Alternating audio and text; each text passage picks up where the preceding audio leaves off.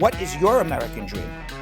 My American dream is to have all the people in this country unite under the fact no racism, no discrimination, no people that make billions when other people are suffering. For that people to have honest conversations, to care about each other, and to have equal rights. My American dream is an America where we fully engage the ideals of freedom, liberty, and justice for all people, not based on the color of your skin tone, your access to money and resources, your ability to pay your way through a legal system or a litigious process to obtain something like health care.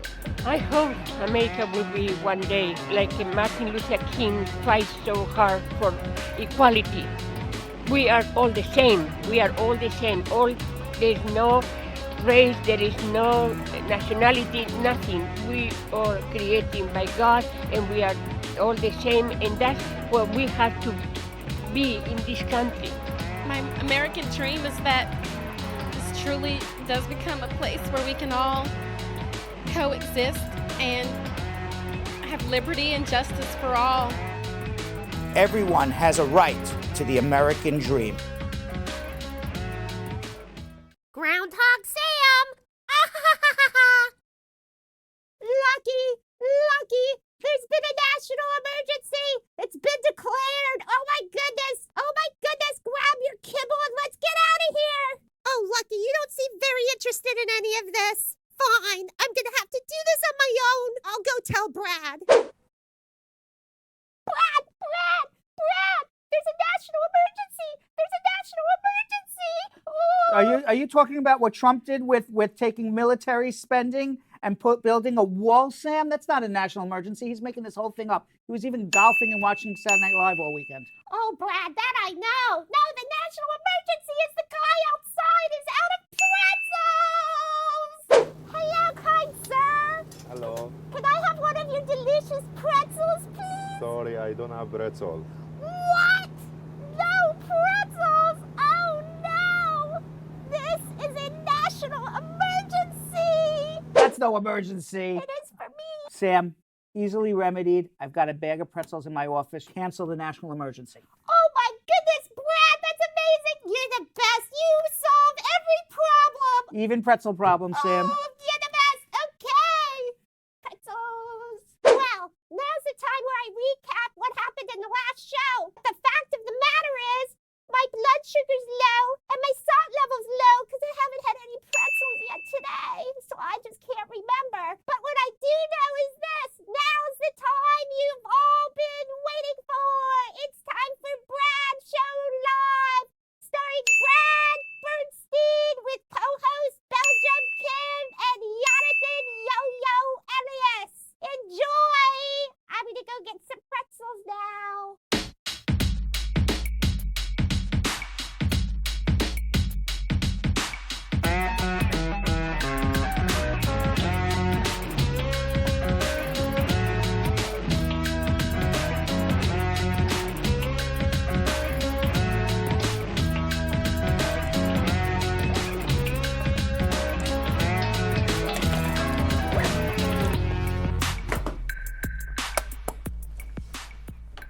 Welcome, everybody. It's me, Brad Bernstein. I am live. It's called Brad Show Live. It is President's Day, Monday, February 18th, 2019. President's Day always celebrated on the third Monday of February, just in case people don't know when to take their 3-day vacation.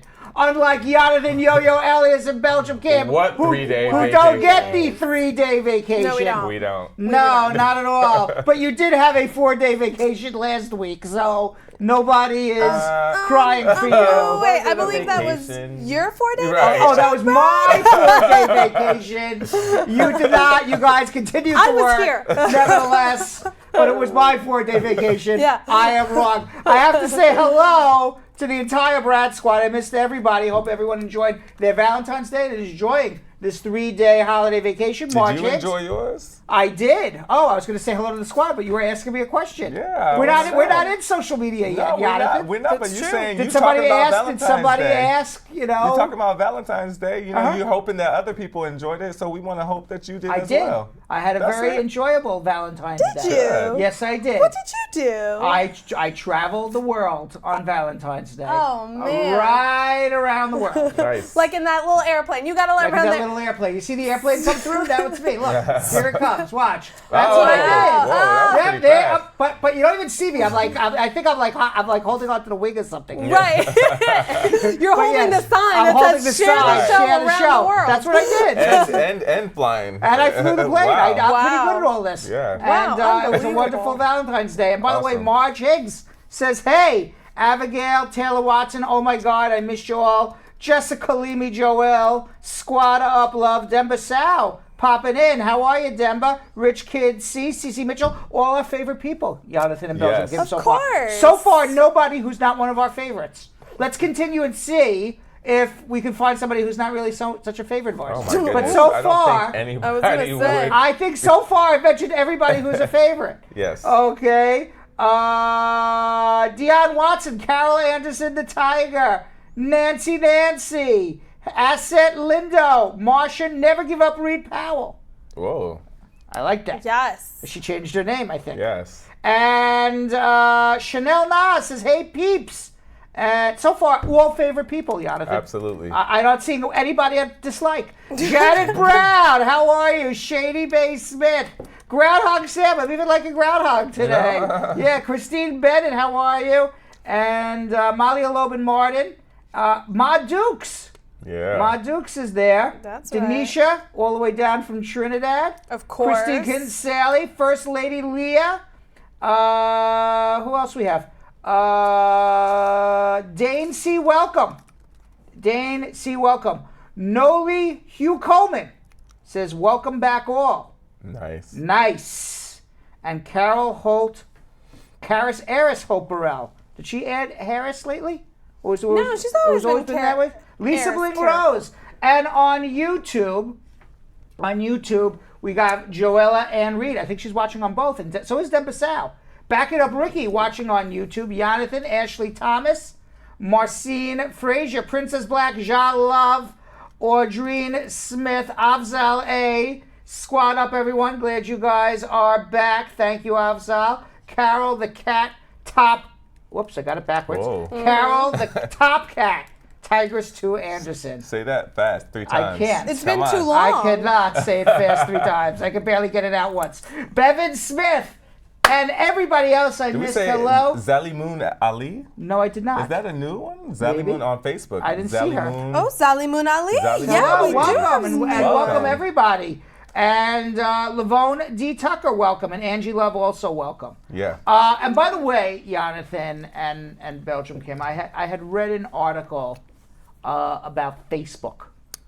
Generally, In general. Okay. a general article about Facebook. Okay. And I think we have asked people to share. Mm-hmm. And really, I think we have to change what we're going to ask people to do. We have to come up with a new graphic and everything. Okay. And I wanted to have this discussion with you today, but I just didn't get a chance to. Okay. Okay, so I'm just going to discuss it with the So we'll squad, just have and you it guys right. can listen at the same time. Okay. Perfect. Okay, this is what we want. Yes, share. Don't not share.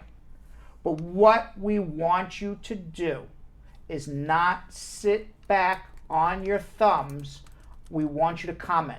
We want you to tell us what you like. We want you to laugh with us. We want you to tell us what you don't like. We want to see comments, folks. We want to say a lot of hellos to everybody, and we want to see a lot of hearts and thumbs up. A lot of and you want to know what interactions. happens? A lot of interaction. The more interaction that we have between the squad and us me being the crew, right? Yeah. The more interaction between squad and crew, the more people ultimately Facebook will say, wow, the show is good. We're going to send it out to more people in the universe. I agree. The Okay? algorithms. Correct. Yes. So rather than asking people to share anymore, and of course share away. We appreciate it. And by the way, if you are going to share, Yeah. the place to share is on your messenger. Really? Share on your Facebook Messenger app. That's how you can do us the best of all time. Send it to people individually. people on your Messenger app. That's what we're asking people on Facebook to do. So, those who are in the squad, those who are in the know, those who want to know, those who are valued commentators, those who are top fans, and those who want to get there, please make your comments. Please make your comments clear. Please make long comments. Please make short comments. Just comment. And if you have nothing to comment on, just give us a heart, give us a laugh, give us some sort of emoji. Okay, Facebook will see the interaction between us and you and us, and it will spread the word like wildfire. Awesome. Jonathan and Belgium Kim, are you able to repeat any of this? Oh, from Sure. memory, no problem, verbatim, word for word off the top of my head, Brad. Very good. Thank you very much. And now we're going to get into something that we call schmoozing with Brad.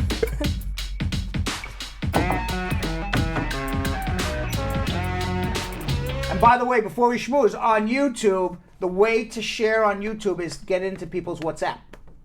Because WhatsApp is owned by Google, which is owned by YouTube. Right. Which Google owns YouTube and WhatsApp. Let me say it that way. All right. So they're going to count your shares on WhatsApp more than anything. So people on YouTube, get on WhatsApp. Share right. this link with all your friends on WhatsApp.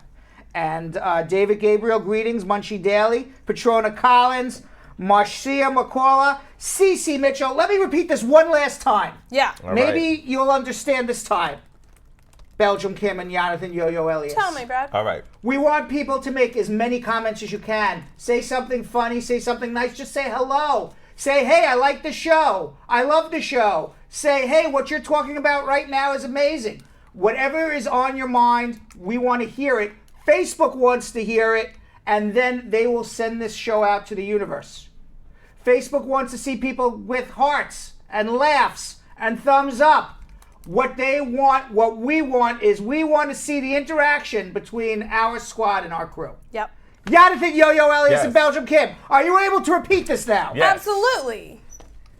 All right, guys. Squad. So now, we were always talking about sharing, like Brad said, but with algorithms and to get the show out, you have to show interaction. You have to comment. You have to like. You have just comment on anything and everything that you see about the show. Tell us what you think about the news. Tell us what you think about people's stories. Tell us what you think about all the stories that we're talking about during schmoozing. Give us your opinions on things. And also, make sure that you share the YouTube. And how do you share the YouTube as well? You guys, the way you share that YouTube is so simple. It says copy link. You're going to hit that and you're going to share it in particular to your WhatsApp groups, because that's how all of your friends and family are going to know and are going to be able to tune in, and it's going to spread the word. Also on YouTube, do not forget to subscribe and hit that little bell right beside it to make sure that you don't miss a single live show.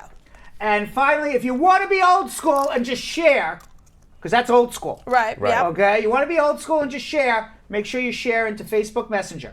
And make sure if you're on YouTube, you share into WhatsApp. And with Yes. that, we're going to now, one last time, announce that we're going to start schmoozing with Brad. We're going to do that. There we go. Now we're ready.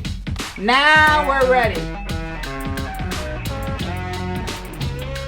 So it's President's Day. Yes. And what better day to have a national protest against our president than on President's Day? That's a good point. President Trump, for those who have been in a coma for the last 4 days, has declared a national emergency, saying that the United States is being overrun by illegal aliens running across the border, and he must stop what is now a national emergency by building a wall across 5 states, taking people's property, ruining the environment for what is a national emergency, for what in every statistical category is not a national At all. emergency. At all. Actually, illegal immigrant crossings at its lowest in the last 30 years. In addition, it was such a national emergency that Donald Trump, on his national emergency, the day he declared it, went to play golf. and then to hang out at his mansion, serious? and then Of went to course. hang out at his mansion in Mar-a-Lago. Despicable. So now there is going to be a huge lawsuit by most attorney generals and states to put a stop to this.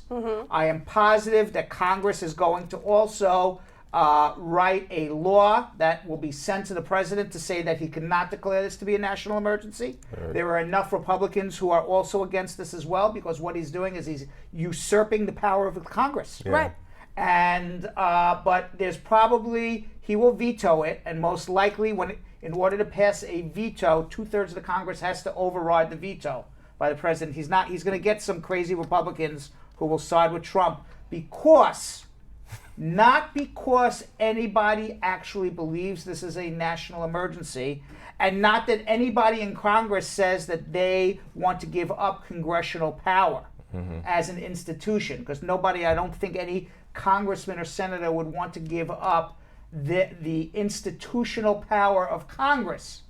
However, anybody, is in my opinion, any congressman or senator who sides with President Trump is more interested in their own individual power and staying in office than they are in the institution of Congress and the separation of the president and the separation of powers, the president, the Congress, and the courts. And the reason is there's nobody in the world who thinks that what President Trump is doing is legal. Certainly, if you're a congressman, why would you want to lose your power to write laws and provide money for certain institutions, whether it's the military or education or wherever he may be taking this money from? And the only reason why any Republican would actually side with Trump is they're scared if they don't, they won't be reelected again. Right. Okay, because Trump will make sure that they don't get reelected. So they're now looking at their own personal, power. So, now Trump, when he announced the executive executive order, he already says, and we're going to be sued, and they're going to sue us in the Ninth Circuit, and we're going to get a bad ruling, and we're going to end up in the Supreme Court. And then he says we're going to end up in the Supreme Court, and hopefully his buddy Brett Kavanaugh. Yep. Who's Matt Kavanaugh? I have no idea. Same guy I called him last time, Yeah, right? you keep calling him. No, Brett last year it was Kavanaugh. Rick Kavanaugh. We'll come through for Trump. We'll see if Brett Kavanaugh comes through for Trump or not. Right. Justice Roberts, who is the head of the Supreme Court, he was nominated by President Bush, and he was supposed to be an arch conservative. But he's kind of taking the middle road in many of these disputes. Yeah. So they don't have a full conservative. You never know after a judge is elected how he'll actually rule. Actually rule. In addition to that, Trump there was a very bizarre news conference. I don't know if anybody saw this. So weird. He mimicked the Chinese head of China. I don't know if it's the Chinese premier. Yeah. Is that what they're called? Yep. Is that what he's called? Xi Jinping. The president? The president of China, or the premier of China, whatever he's called there in China. Yep. He mimicked him in some sort of fake Chinese accent. Oh my gosh. And said that the Chinese give death penalty to those who sell drugs. And that's what we should do here Oh my God. in the United States too. He also returned to one of his favorite and false examples that crime is rampant in El Paso, Texas, which it is not. Fake news. He also inflated the number of murders to over 2,000 on the border, which is not true. When a CNN reporter by the name of Brian Kareem asked the president, "Excuse me, Mr. President, where are you getting this data from? None of this seems to be true." The President Trump retorted, "I get my numbers from lots of sources. Sit down." Great Then, answer. Right. Then Donald Trump invented a kidnapping scenario that never happened. Of course. He then said that the visa lottery favors only bad people and criminals to come to America. Oh my God. And finally, that Abe Shinzo, the Prime Minister of Japan, nominated him for the Nobel Peace Prize. We don't know if this is true or not, but that's what he's claiming. That's what he's claiming. Oh my God. All in one newscast. Now, the real national emergency, right? At the real national emergency. Oh wait, number 2 is the bullet. I'm sorry, I missed this card, Jilly. Oh, good. Trump said he didn't even need to declare a national emergency. Trump says, I didn't need to do this, except Congress didn't pass his bill, so he needed to do it, which led Senator Schumer to tweet, Mr. President, how can this possibly be in a national emergency if you're saying you didn't need to do it? Unreal, fake Trump emergency. Hashtag fake Trump emergency. Yes. So meanwhile, the real national emergency, Jonathan and Belgium Kim, at least in my opinion, okay, is gun violence. That's a national emergency. Yes. Okay, our environment, which big problem. We're burning coal. We're heating up the atmosphere. We have global warming at a catastrophic rate right now. Those are real national emergencies, and I think if anybody would say, you know what, the president should do something about gun violence. The same weekend, he said, I'm going to put up a wall to prevent illegal immigrants from crossing the border to apply for asylum. They're fleeing violence. A plant manager was fired in Chicago suburb and then turned around and killed 5 people with a gun My God. that he legally obtained. Of course. Okay? This man did not run across the border. Right. He was an American citizen. Right. Okay? There are more Americans killing Americans than there are illegal aliens killing Americans. That's for sure. Yep. And there's actually more violence of Americans on non-Americans than there is non-Americans on Americans. Of course. The real national emergency, as far as I'm concerned, gun violence and the environment. Absolutely. National emergency 1, national emergency 2, and perhaps national emergency 3, A and 3B would be a fair education for all, and certainly proper medical care and health care for all. And when people are dying in the street, to me, that's a national emergency. When we're in the richest country in the world and we can't provide health care, basic health care to people. Absolutely. Okay? To me, it's a national emergency when you have an educational system that fails many children. I don't have the statistic, but I know there's a lot. Absolutely. Okay? I'm not prepared for these statistics, but I'm just talking off the top of my head. Okay? It's a national emergency when people have to get killed by a gun every day. It's a national emergency when we have to worry about what our environment's going to look like, not in 50 years from now, but this summer. Right. Okay? That's a national emergency. Absolutely. You know, the global warming is coming in 10, 20 years is over. It's here. I'm concerned what's going to happen this summer. What's going to happen next winter. Flint, Michigan still doesn't have clean water. That's a national emergency. Why don't you move some funds over there? Right. Yeah. So meanwhile, while Donald Trump was declaring a national emergency and working really hard on this national emergency, he went golfing and had time to watch Saturday Night Live. Of course he did. Right. And he took to Twitter on Sunday morning. He didn't like the way he was portrayed by Alec Baldwin. Of course. He tweeted on Sunday, nothing funny about tired Saturday Night Live and fake news NBC. Question is, how do the networks get away with these total Republican hit jobs? Likewise, for many other shows, very unfair and should be looked into. This is the real conclusion. And then this is really the scary part. Yeah. He tweeted 4 minutes later in capitals, the rigged and corrupt media is the enemy of the people. And he finally, he also said this is very unfair and should be looked into. Okay, so what he is doing is he's threatening. These are like threats by the president. Absolutely. Okay, against a satire show. Yeah. That he didn't like being satired. Right. Okay. The whole So point. now Alec Baldwin.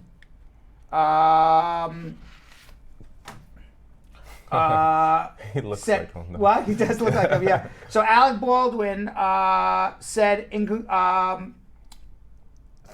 the show, Right. okay, on Saturday Night Live, he said, as Trump, in conclusion, this is a total emergency, a 5-alarm blaze, which means I have to go to Mar-a-Lago and play some golf. And that was the truth. That was kind of the truth.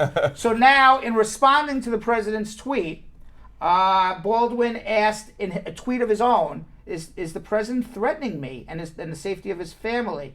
And maybe he is. Let's see, what did Alec Baldwin actually say? He says, I wonder if a sitting president exhorting his followers that my role in a TV comedy qualifies me as an enemy of the people constitutes a threat to my safety and that of my family. Meanwhile, Senate Minority Leader Chuck Schumer demonstrated another way for a politician to respond. He tweeted, "Weekend update, good impersonation SNL about Schumer, but got one thing wrong, I use a flip phone." Finally! That's how you do it. Finally, Jonathan Yo-Yo Elias, I want to repeat to everybody right now, please make your comments, please share, please talk about what we're talking about. I'd like to hear what people think. Absolutely. Okay, people watch this all the time and they sit back and they watch and they learn. Tell us what you think also. Okay? I love that they're actually doing that, Yeah. especially when you were talking about the national disasters. What were they saying? They were giving their take and What like what was they their thought take? what they thought were national Which was what? disasters. What They else is said national health. disaster? Basically, Healthcare? What'd I say? And they said it before us Oh, too. really? They said healthcare. They Right. said, of course, Flint, Michigan water. Right. They said the weather, of course, the air. Global Right. warming. So they were putting in their 2 cents as well. So that's great, guys. We love it. Keep doing that. And meanwhile, I want to hear what your take on all of this is. I found this very interesting. And I'm developing my take on this. Okay. Okay. Under new guidelines in New York City now, it is illegal. It is illegal to discriminate on the hiring, firing, promotion of any employee based on their hairstyle. Oh, Wow. yes. Yes. The change in law Yes. applies to anyone in New York City, but is aimed at remedying the disparate treatment of black people, actually. Yeah. The guidelines specifically mention the right of New Yorkers to maintain their natural hair, treated or untreated, hairstyles such as locks, cornrows, twist braids, bantu knots, fades, afros, and the right to keep hair in an uncut or untrimmed state. So that's very interesting. One, because I have a lot of friends that are anchors and reporters for news Right. stations, and they have gotten either fired or told by the judge, by their boss, that they had to change their hair. They had to look- wear a wig, straighten their hair, could not wear bantu knots or dreads Wow. Right. or afro, and especially when I was working at Abercrombie and Fitch, I was the hiring and firing manager. So in the handbook, it says you cannot have braids or dreadlocks or anything like that. Yeah. Wow. What So about long hair? What about like long surfer dude hair? Was that's that what allowed? they would want, of That's course. Yes, of Yes, course. that was That's what- allowed. Yes, that's allowed. Uh-huh. So basically, you'd have to whiteify yourself. Right. And it I was- understand. yeah. I understand. I totally get what they're saying, and they're right. I'm just scared about a slippery slope. Oh, like, I'll tell you why in a second. Okay. But and in concept they're 100% right. Okay, but I'll tell you about a slippery slope. Okay. Okay, tell me if I'm wrong. I don't know. all right. And this is the white guy saying it, so maybe I'm wrong. Right. What do I Yeah. know? I wanna know what you gotta Well, say. yeah, I'll tell you in a second. But I'm just reading here. The guidelines are based on the argument that hair is inherent in one's race, and it could be closely associated with racial, ethnic, or cultural identities, and is therefore protected under the city's human rights laws, which outlaw discrimination on the basis of race, gender, national origin, religion, and other protected classes. Now, there's no legal precedent on this, so I am sure that this is going to wind up in the federal courts. So we'll see how it all, winds up. Now, what I'm concerned about, okay, is the last line in the law. Okay. Okay, you have, and I'm saying this as an employer. I employ a lot of people. Yes. Right. Okay. Cornrows, twist braids, bantu knots, fades, afros. By the way, everybody, there is no rule in the Spar and Bernstein handbook. You can wear your hair anywhere. There is an employee And- handbook, and we have everyone does, yeah. and everybody does, and there is no hair, Yeah. Right. issue. Yep. But I actually am concerned about this. Just generally, I would be as an Let's hear employer. The right to keep in hair in the uncut or untrimmed state. To me, that could almost be read as you don't even have to wash your hair. You can That's not true. I understand that, but uncut, untrimmed state, you can make an argument. I am telling you, this argument's going to be made. There's going to be some person who says, "I just don't want to wash my hair anymore." Okay, now I know Right. you don't have to do that with dreads. Okay, but outside of that, what happens if Belgium Kim says, "You know what? I just don't feel like washing my hair for the next 12 months, and I'm just going to let it, be any way I want. I just want to be the most unkept person in America." Yeah, no. Okay, That's just disgusting. But though. right, it's Yeah, just you know? He'll scoot away from me when he's but under this law, I wouldn't be able to fire her for that. I wouldn't agree with that then. But I'm telling you how. Right. So, okay. so I mean, it's just in other words, what happens in law. Mm-hmm. Okay, and we learn this all. Right. Every lawyer learns this. First year law school, the slippery slope. Mm-hmm. Once something is put down, there's always arguments to say, well, this means this, this means this, this means this, and all of a sudden you go down the slippery slope. That I am telling you, down the line, if this law stays, Belgium Kim would be able to show up to work for 12 straight months with unkept hair. And So- I'm telling you Yeah, how it works. I know, but the this thing is the is thing, that this is- no one is washing their hair every day I'm not because their saying, handbook says I'm not- I I'm have not- to wash I'm my not hair. saying that people don't wash their hair or anything. And Right. I'm not saying that, people shouldn't be able to show their own Right. you Yeah, know, no. style. But then there's But still- there's a there's difference still a between being point of there's a difference between professionalism that you style. have- right. There's a difference between saying this is my style or this is my heritage or Mhm, this absolutely. Right. is whatever you want to say, and absolutely I'm all for it. Right. I'm just saying I'm just more. I Right, think so about this is I right. think about just somebody's just gonna come in just but- dirty but and say, yeah, well, but- I'm allowed to do but it. You can't fire me because in of the this. rules for corporates or whatever business that you're working for. It would say you have to be, you you have to can't, be not- clean. but That's what I'm saying. But being untrimmed and doesn't Well, mean that yes, it it's does because you're untrimmed gonna, is cutting. I understand that, but in other words, untrimmed, uncut That's would cut. lead- That's But I think, That's I not think saying- for me the difference is telling that I'm telling no you, one. there's a slippery No, slope in there- here. there It's going is, to end up but- being dirty. how Okay, can but listen. untrimmed and uncut mean not washing my hair? But here's the thing. Is that if you are hiring someone who does not wash their hair, you know when they show up to their job interview that they haven't washed their hair. But I can't not hire them because of that now. But you can hire them because of sanitation reasons. You can hire Right. them because of BO issues. You can choose It's to not disruptive. hire It's them. I am telling you. You can't fire them. I am telling you as a lawyer, this is what is going to happen.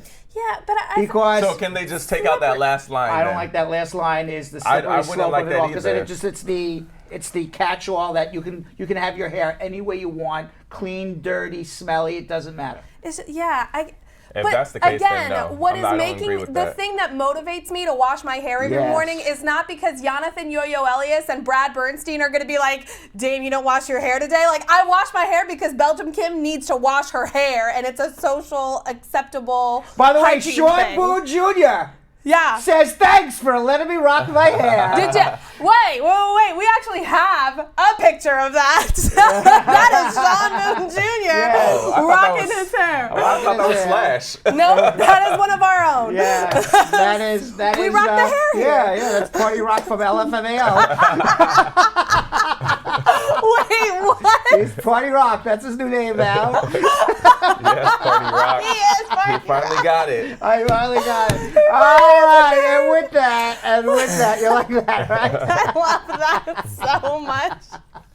And with that, that was him though. That was him.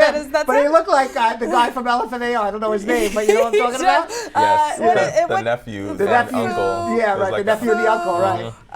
Hold on. Definitely don't know their names. I don't know. Hold on. I got this. I got it. Do, you know? Red Foo. Red Foo, right. I Yeah. never knew that. Yeah. So, Party Rock. Yeah. So before we get into our immigration questions, Yeah. Okay. and we were talking about the protests on Donald Trump. Mm-hmm. You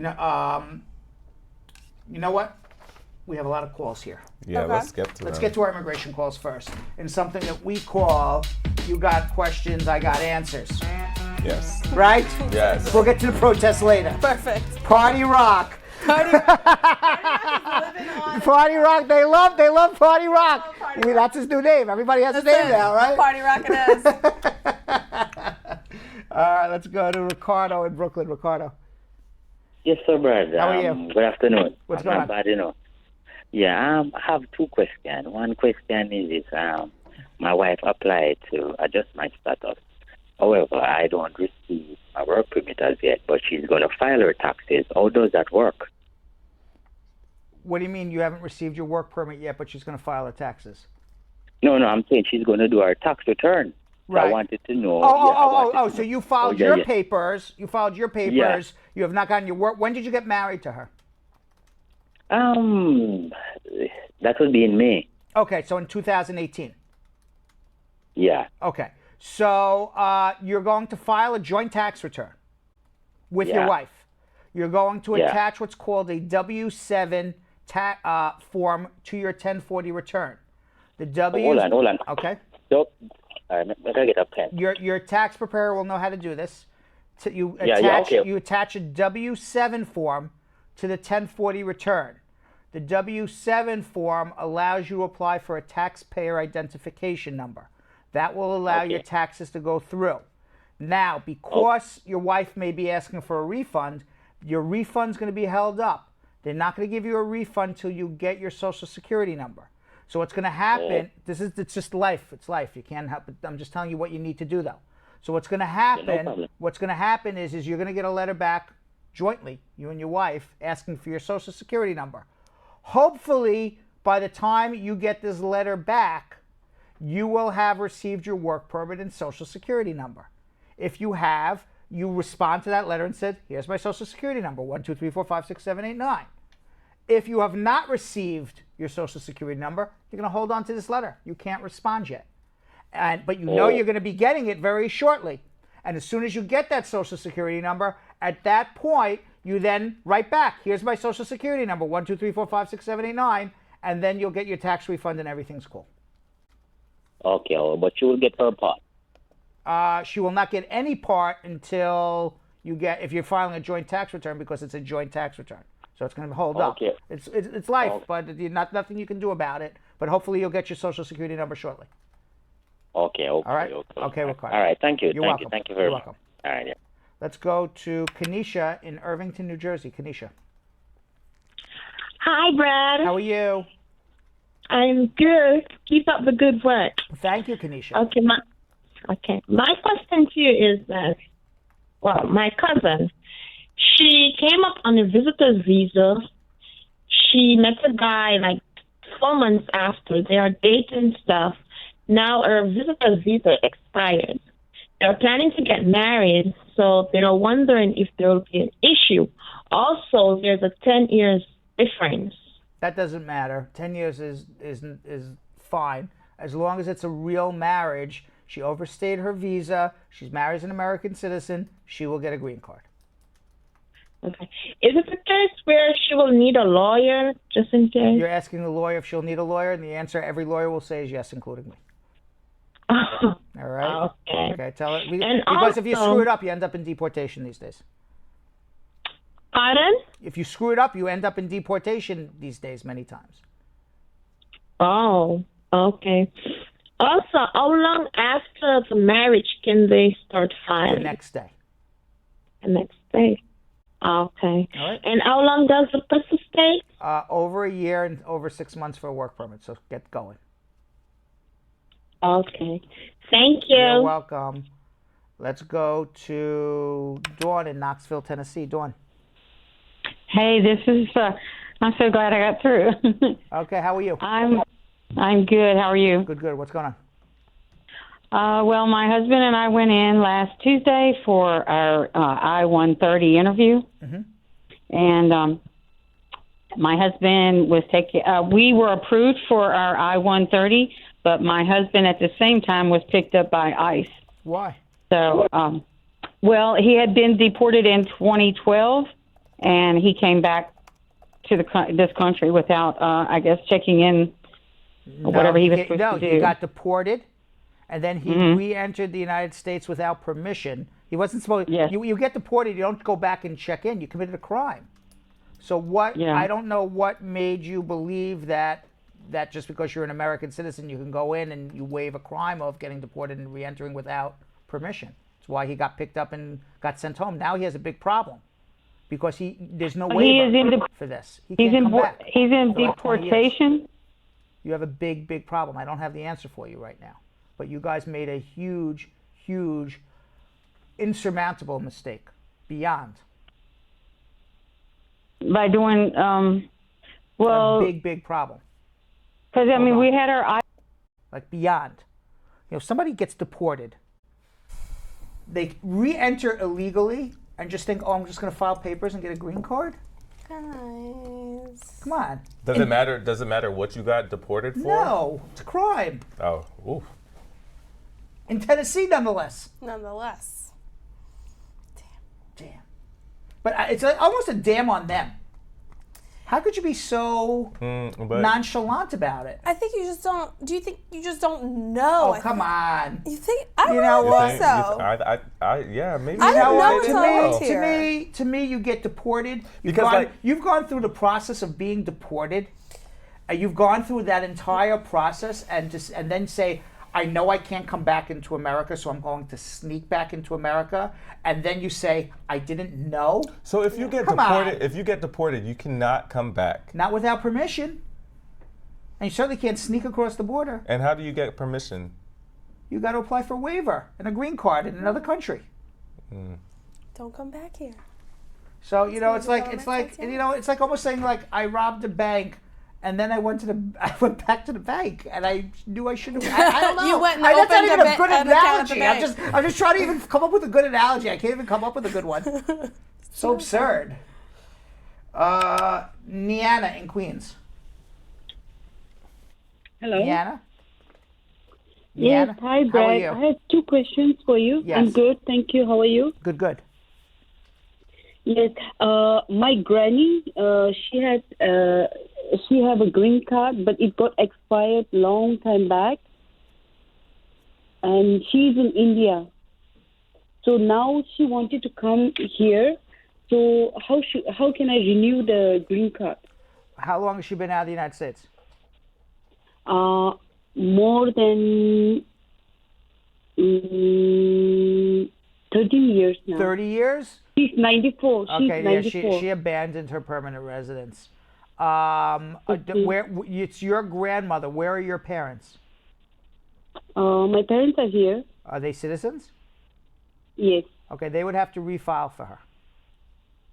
Okay, But so she's we abandoned. can't, But at 94, me personally, Yes. I mean, just maybe I don't know if they would even give her a visitor's visa because they would probably say, she's gonna, have major medical issues here, and that's why she's getting the visitor's visa.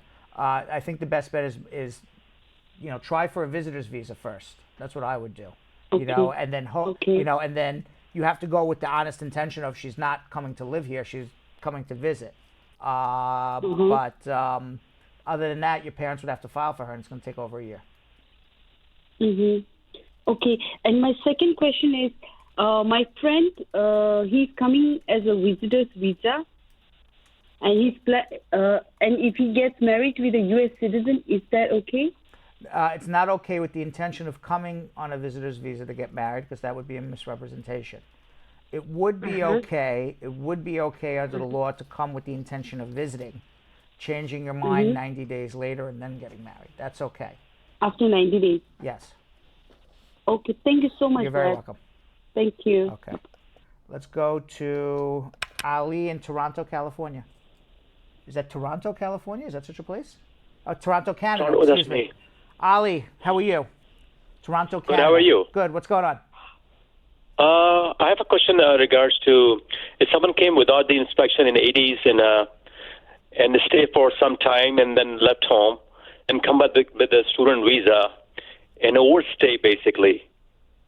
And my question is, if I immigrated to Canada in 1997, and the brother sponsored him for back in 2005. This is you? No. 2005 sponsor him, and now he has a chance to apply for his sibling opportunity now. Can he qualify for a green card based on what even you though told, he lives based on what you told me? Yes, because he lived. Even though my point is like basically what I point is came in the U.S. without inspection. Ali, I heard then you. he left. Ali, I heard you. And then he came back. Ali, I heard you. Came back. I'm still hearing Okay. you. I heard you. You're repeating yourself. Okay. Okay, I'm sorry. All Go right. ahead. So you came without inspection in the 1980s. You went back to Canada. You got a student visa. You overstayed, and you went back to Canada in '97, and you've lived in Canada since 1997. Yes, sir. You're eligible for a green card. No problem. So if my brother don't need a sponsors me, waiver. should I go and You should do I have to mention that in yes, go and tell the truth. The only reason why you would ever be denied is when you lie. There's nothing you did wrong unless mention then in a 2DS 260 that I did overstay a time period in 80s, right? Correct. Okay. All right. And if you need help, hold on. Oh. Let's go to Dennis in Philadelphia. Hey, hi, Brad. How are you? Good evening. How you doing? Good, and you? Good. Good. I have a question. For you. Two questions. Mm-hmm. So, first question, I have the shoplifting charge, and I want to apply for the citizenship. So, can I apply? Otherwise, I want to drop my. When did you have the shoplifting charge? Last December 2018. 2018? No, you cannot apply for citizenship. Either way, you don't have good moral character, whether you were convicted of a crime or not. So if I want to drop my crime, so is it possible? Anyway, I can drop my criminal record.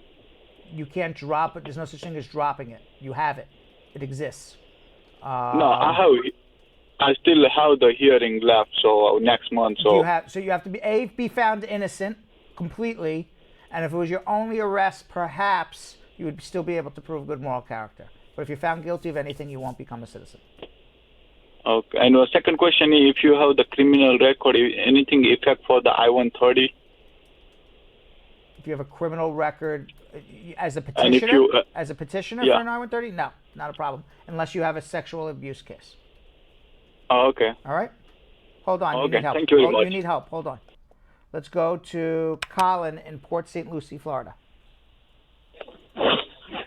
Colin, hey, Brad. How are you? Hey, I'm good. My wife, she is a resident here.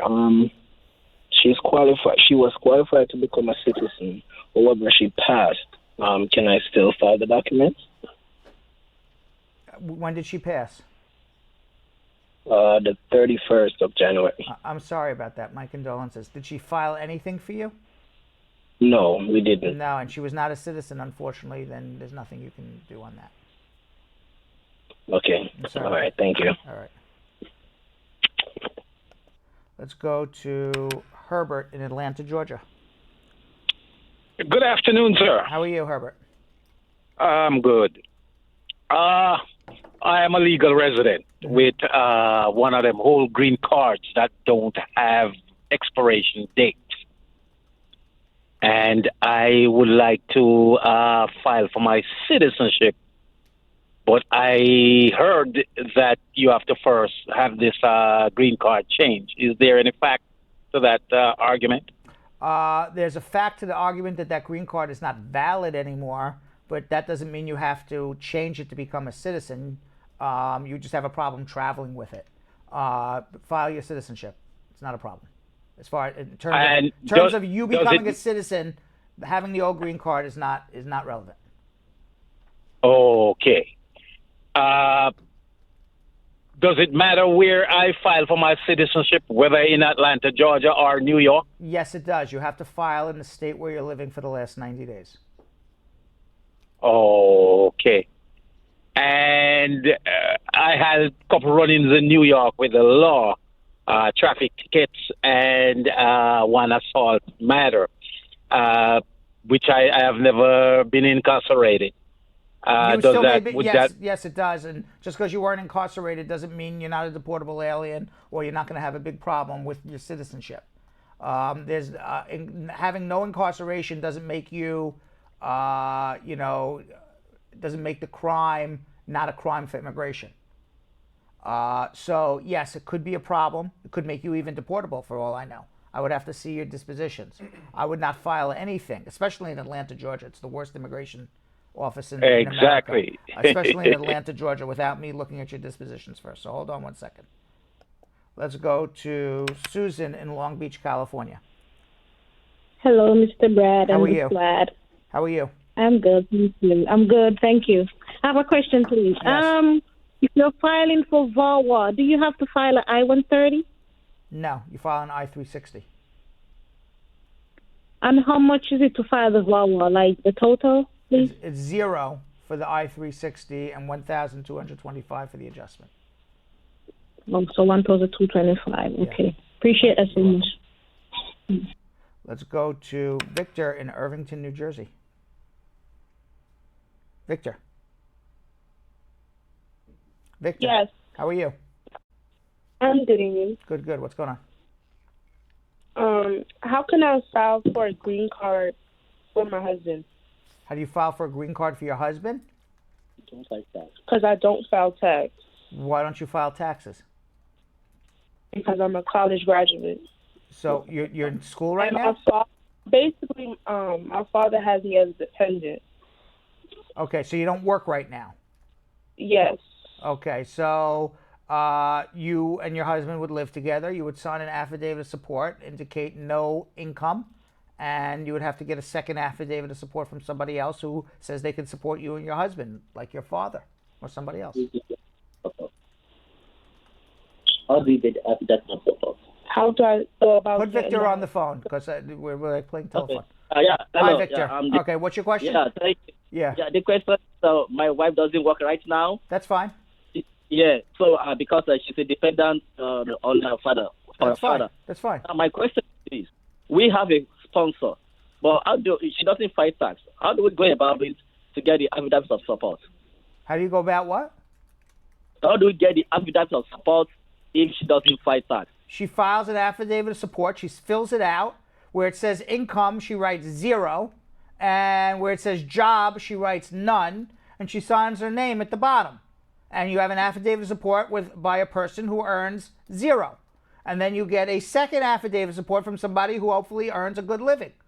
And they put down, I earned $75,000 or $90,000 or $50,000 or whatever it was. Oh, thank you. All right. Thank you. You just You understand? Yes, Okay. understood. Okay, great. Let's go to John in Poughkeepsie. John. How are you, sir? How are you? Good. I have a question for you. My brother came here 2005. Mm-hmm. He was applied for asylum, and I think he was not qualified for the asylum. They give him deportation 2006, and he never left the country. So he married in 2010. His wife was applied for him 2014, but before they give him a green card, they asked him to apply for I-212. I think that's called a waiver or something. They asked for a waiver or a motion to reopen? I think I-212. Why? Did he have a criminal record? No, you have a deportation before 2006. Where is he now? He's here. Okay, no, you don't do an I-212. An I-212 would be to re-enter the United States unless he was leaving for some reason. He's here in the United States. No, what happened is he have a earthquake in his country, and he was travel back and forth with that's called TPS or something. So he had temporary protected status. Yeah, but in 2000. Okay, but when you travel on temporary protected status, that's an entry for an adjustment. Right. So really what he needed to do was make a motion to reopen his deportation case and then adjust. What happened is when his wife applied for him in 2014, the immigration say, in order to us give you a green card, you need to apply for I-212. When you apply for that... Okay, so what they were... one second. So that is to go back to his home country to pick up his green card, which is not what you really wanted to do. He wanted to, again, reopen the case here and adjust here. Now, with that being said, what happened? What's the end result? Okay, what happened is they approved the I-212, and then after that, they approve it, and they give him the green card. Wonderful. So it all worked out. But my question to you now, do you think he's going to be able to apply for citizenship? Yes. You think so? Yep. I know so. Okay. All right. So So I call you to help him. Fabulous. He didn't do it the way I would have done it, but it worked out for him. So mazel tov. Let's go to Jay in Queens. Hello. How you doing? I'm good, thank you. Yeah, I'm an international student. I came to the country since 2015, and now I found a job that willing to sponsor me. So I'm just calling to find out what should I do for the job sponsorship. Hold on one second. You need a consultation. All right. Job sponsorship. How do I get a green card? That's why we have this magic 8-ball here. That's right. All right. So with that said, in about 7 minutes from now, okay, we are going to be answering your social media questions. So for every person who did not have their immigration question answered, right now on Facebook, right now on YouTube, leave your immigration question. And I promise you, in 7 minutes, every immigration question that's written on Facebook in the comments, or every immigration question that's written in the comments in YouTube, I'm going to answer them. Give me a detailed immigration question. Don't ask, how do I get a green card? Tell me your whole story, and then I will be able to help you as best as I can. Give details, folks, details. In the meantime, a little earlier, we talked about all the protests that were going on against Donald Trump on President's Day weekend, against his national emergency to build a wall. In response to all of this, protests are going all over the place. Rise and Resist, which is right here in New York City, acted immediately. They organized a protest in front of Trump Tower in Columbus Circle the day of the announcement. Belgium Kim and our videographer Sean Party Rock was there. Let's see what happened. Hey Brad Squad, it's Belgium Kim, and earlier today, Donald Trump declared a national emergency in order to secure the funding to build his wall. Congress had not approved funding for his border wall multiple times, forcing a 35-day-long government shutdown. Today, to avoid another shutdown, he declared a national emergency. The organization Rise and Resist moved fast and declared a protest right outside of Trump Tower in Midtown Manhattan today, and we're taking you inside. Check it out. Trump is the emergency! Trump is the emergency! No charges will be placed against you. If you remain in the roadway and refuse to utilize the sidewalk, you will be placed under arrest and charged with disorderly conduct. This is the New York City Police Department. You are unlawfully in the roadway and... Hey Timothy, what brings you out here to this march today? I don't think Donald Trump needs to use my tax dollars to build a wall that only he wants and his minions. What do you think would be the actual impact of a wall on this country if it were ever actually built? I wasn't alive, but it reminds me of Nazi Germany. What is the mission of Rise and Resist? I'm on the Immigration Committee for Rise and Resist, and we're there for you. I'm part of Solidarity, and I escort immigrants to court. If you have a problem, make sure you go to the right people and not ICE. Tell me a little bit about Rise and Resist. You guys organized this movement. How were you able to organize this protest so quickly? We meet weekly. We have met since the week after the election, and we talk, and we watch social media, and we read the newspapers. How important is it to be prepared for these kinds of moments? And how important is it to make sure that you show up and out for these kinds of moments in his presidency? I think any non-immigrant needs to have a ditty bag, and it needs to have a protest sign, it needs to have a whistle, it needs to have other items for a protest, and if they want to be a marshal band. That would help a lot of people participate, and I think immigrants need to be careful in protests like this because ICE is around, and I really would not want anyone arrested at our protest by ICE. No charges will be placed against you. If you remain in the roadway and refuse to utilize the sidewalk, you will be placed under arrest and charged with disorderly conduct. This is the Police Department. Hey Brad Squad, Rise and Resist protesters have now blocked the street in the middle of Midtown Manhattan, and officers are attempting to clear them out. Protesters have been warned that if they are not ready to be arrested, they must clear out of the street. However, we will be here to cover every single moment that we can. I'm here with Mika today, who joined the protest. Mika, why are you out here today? I am so mad at emergency. I really think Trump is a puppet to Putin. I'm an immigrant and I pay my tax, I work here, and there's no necessary wall. What's your immigration story, Mika? I came here with my parents legally, and I became a citizen. I got the citizenship right after September 11 with my choice. So yeah, I love this country. So I need to do what I need to do to change it. It's really good to see like all the fellow, New Yorkers speaking our minds. Yeah. So I'm so happy about that. If Donald Trump were here, let's say Donald Trump is that camera, what do you say to him, Mika? Don't lie! Learn the fact. Tell the truth. I mean, he's like lying every day. I think we should put the wall around Trump and he should be in jail.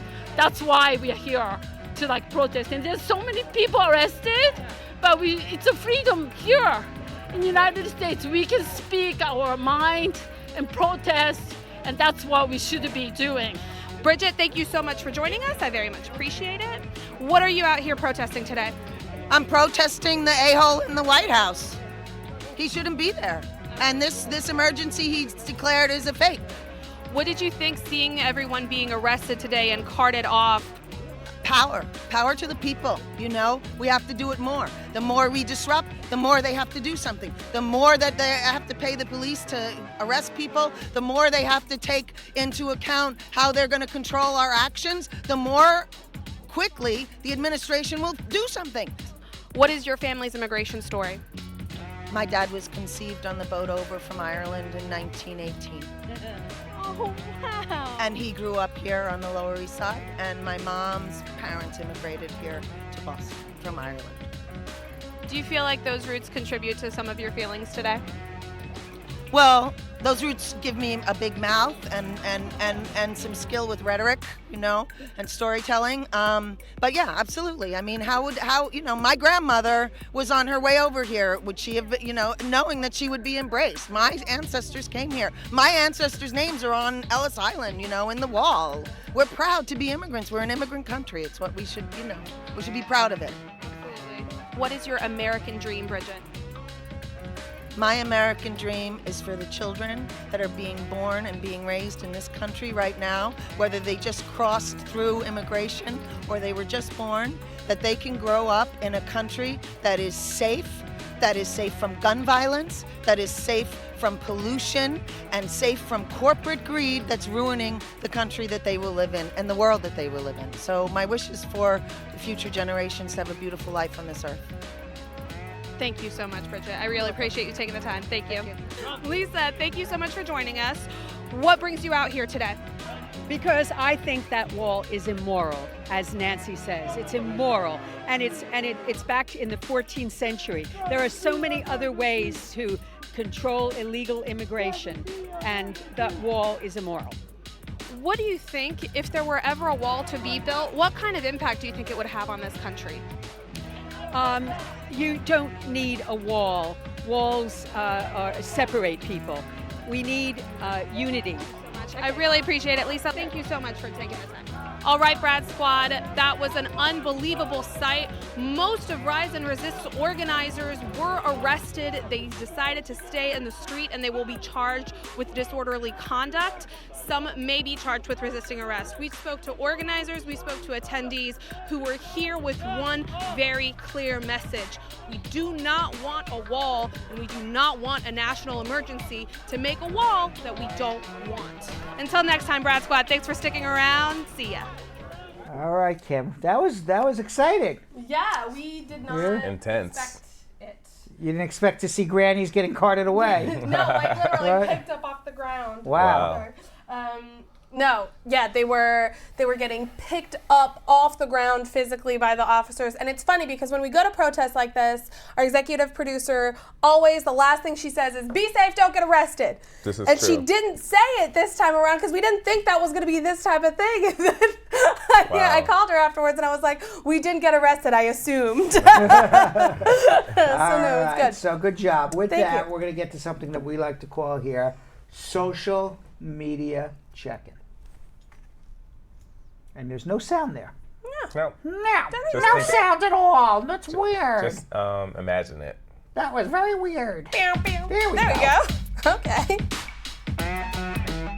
Now I won't give my weird voice anymore. Yeah. We're back to normal. I think that's why they made it work. Back to normal. They're like, Brad, don't talk like that anymore. That's why. The TriCaster was like, okay, I'll learn. And by the way, I really want people to comment. Tell us what you think. Give us your questions. Give us details in your questions. And if you have nothing to say at all, just hit the little button. Give us a laugh, a smile, a thumbs up. Whatever you like. Yeah. Let us know you're there. Exactly. Don't be scared. Don't be scared. I recommend taking a page from Abigail Taylor's book, Who Said I Looked Like a Snack, in that last video. So thank you, Abigail. That's very nice. Compliments, as we say. Will Get you everywhere. Get you everywhere. That's right. All right, who's starting us off? I can start off. Yeah. All right, we got Jose Luis.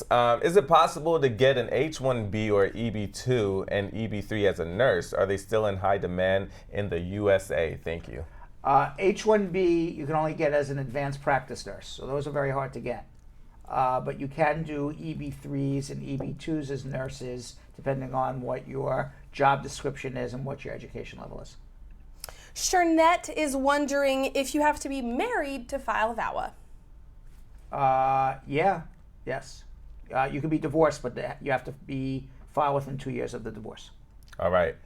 Aston Gray says, I filed for my wife and it's going on 1 year and 6 months. How long does it take to come through? I am a green card holder and my wife is in Jamaica. You got another year to a year and a half of waiting. It's about 3 years. Joel asks, I filed my I-130 petition for my stepson when he was 18 years old. He is now 30 years old. The petition has never been approved, but I'd like to know if it's too late to continue with that petition and pick up where we left off. It was never approved. It sounds like it was denied then. Or they never got the approval? If you didn't get the approval, that's a different story. If it was approved and you never got it or you never did anything with the approval, you can complete the case. If you filed it and it was denied, then, you're out of luck at this point. All right, Skylar has a question. Hey, Brad, is it fine to use the I-130, I-131, even though it has expired in 2018? And I see no updated version for them online and is used instead of the G325A. What is the I-130A for? I'm doing adjustment of status through marriage. Yeah, the I-130A is for you, and you should use whatever the most updated form is that you're downloaded from USCIS. So they can't use the expired. You shouldn't use an expired form. I don't know. I haven't downloaded the form and looked at the expiration date on USCIS. But if you go to uscis.gov and you download the form, whatever that form is, that's the form you use. And what's used instead of the G325A? There is no G325A. It's the I-130A. It's the I-130A. Correct. All right. David Gabriel is asking a question for a friend. His friend is a citizen. He filed for his wife, and when he was, and now he is filing his tax return. What he's wondering is, does he add her to his tax return, or do they get a tax number and then be able for her to file jointly together with her having a tax number? Get a tax ID number and file jointly. Amazing. Tanisha says, how can I file for divorce? How you file for divorce? Mm-hmm. In New York, you don't get along for 6 months with your spouse, you file for the divorce. Denisha Castillo in Trinidad? No, Tanisha. Oh. Myson. Okay, that's how you file for divorce. Were you getting excited there for a second, Brad? I thought she was getting divorced. Yeah. Single Denisha? Yeah. I think she's single for anyway. you. Oh, she's single for you, Brad. She's waiting. Tanya. Jumped out of her seat. I'm here. Tanya said if someone gets a waiver approved and has to go home to Jamaica for the interview, how long before you get notified that you're going to be able to actually get a flight and hotel for the interview? About 2 weeks. Oh, wow. That is not a lot of time. Camila Campbell says, I recently asked, but just to be more specific, I filed an adjustment first. Then my husband became abusive, so I filed a VAWA application, submitted the adjustment of status receipt, asking them to convert the I-485 to a VAWA application. This was last November. I'm yet to receive a receipt. Can I call them? I can't track the VAWA application as there's no filing fee. So what can I do? Also, can I get a work permit from filing a VAWA any response is appreciated. Thank you. Yeah, you needed to really wait for the for your adjustment interview and then switched it there with the immigration officer. You should have gotten a receipt on your VAWA case even though there was no filing fee. So the fact that you didn't get a receipt concerns me. Dom's Born Bless says, I filed an I-130 and an I-485 17 entire months ago. I still have not gotten an interview or gotten any response from USCIS's office. What do you think I should do? Just keep waiting and hope to hear from the office soon, or take action? Take action. You should have gotten a work permit, and you take action by filing a mandamus action against them. And that's what we do here in the office. Copper Clan on YouTube says, question. It's been 11 months since I filed an AOS, and an interview happened a couple of months ago. Seems like they'll have an answer after 2 years. Would I be eligible for a 10-year green card by then? Yes, if you get your green card after the second year of your marriage, you get a 10-year green card. Monica says, a friend of mine is applying for their citizenship but can't read. Is this going to cause a problem when she's taking the citizenship test? Yes, you have to be able to read unless you're exempt for being over 55 and had a green card for 15 years, or you have some sort of mental disability. Ashley Thomas on YouTube says, my husband moved out, but he said he'll go with me to the interview. Will this be a problem? Yes, because you're faking a marriage. It's not legitimate anymore. It's a problem. Vanessa Wish says, it's been 11 years since my husband filed my I-130, and when we upgraded the case, they said we have to wait between now and 6 months. So is January 2019 the actual date of when we'll hear something? When can we hear?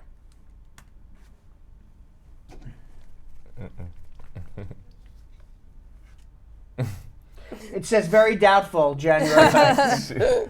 Your guess is as good as the 8 ball. All right, Asghar Khan on YouTube says, hey Brad, my I-130 is approved 6 months now, but I can't get someone to do an affidavit of support for me. My daughter tried, but it's a student, she's a student and makes less than what's recommended in the poverty guide. You got to find somebody. There's 300 million people or plus living in America. Somebody has got to want to help you. Make a friend. Make a friend. Lucas Andrade said, good evening. I'd like to know what's going on to the already approved VAWA petitions in USCIS, waiting for a decision on green cards right now. Well, VAWA's up in the air right now. It has not been fully authorized by Congress yet. They're still fighting over it. It has been financed through September 30th. So even though it hasn't been reauthorized again, it is financed through the 30th. So those applications that are pending will continue to be pending the outcome of how Congress decides the I-360 debate, the VAWA debate. So those cases pending will continue to be pending, will be continuing to be worked on, but nobody's getting green cards until it gets reauthorized. All right, Paula Brown on YouTube says, hey Brad, good evening. I have a question for you. If someone overstayed their visa and their mom is here, can the mom file for her? Yes, but you're going to need a provisional waiver at the end of the case. We've got another question from our new loyal viewer, Ken, who said, nice to have you back this week. Any updates on VAWA more than what you've given already, Brad?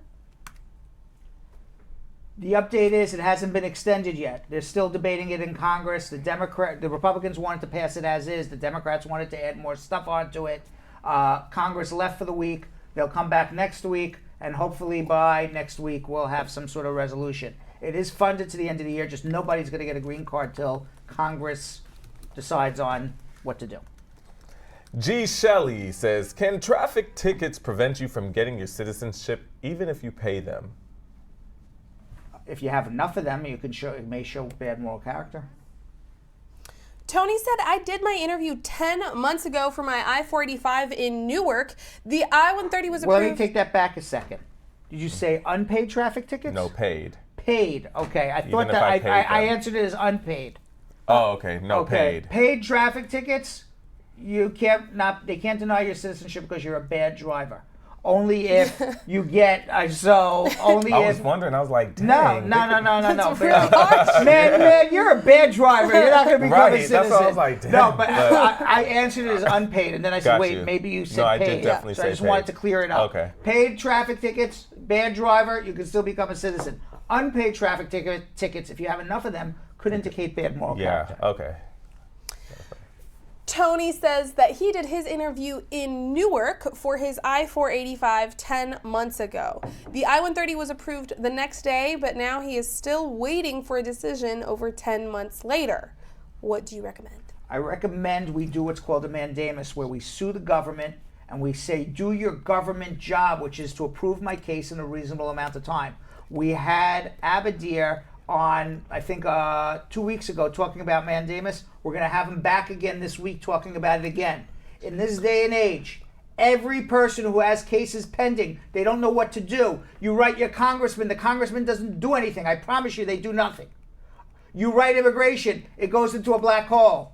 The only thing that you do is you can go to a federal judge and say, federal judge, tell immigration to do their damn job. It's called a mandamus. All right. Shine Williams says, Brad, someone's coming to visit for 6 weeks. Can the person purchase a one-way ticket? Then before they leave, purchase the other way? Or do they have to purchase a round trip?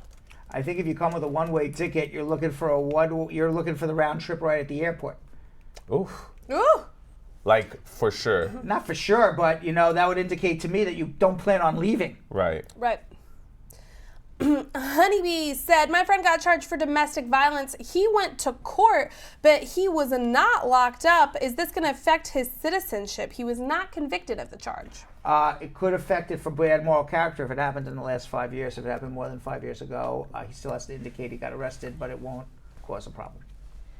Tanya Winter on YouTube says, when you file an I-130 with your office, what DHS office is the I-130 filed at? Is it where you live or somewhere else? Where you live. There's a lockbox, but it depends on what the case is about. You read the instructions. There's like 10 different addresses it can go to. Not 10, that's an exaggeration, but you know what I'm saying. Jake Mulligan. Or maybe you don't. I get it. You get it. You're killing me, Smalls.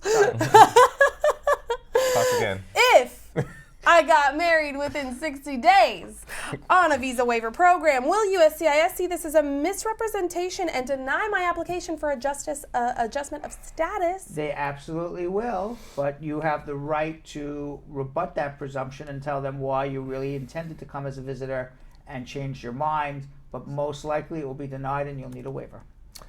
Samil Kuzilkula says, my question is, my I-485 is still pending. It's been 2 years. The last interview was the 11th of January in 2018 and still no decision. What should I do? Give me an M. M. Give me an A. A. Give me an N. N. Give me a D. D. Give me an M. M. Give me a U. U. Give me an S. S. And I forgot the A. So What give was me an the A. Give me an A that goes back in the middle. I didn't Nobody's spell it reading right. this. Right. Man Davis, you gotta Oh, sue the okay. government. Thank you very much. Good job. Okay. Hey, let me see And we your do S that, again. and we do that as attorneys. And when we say sue the government,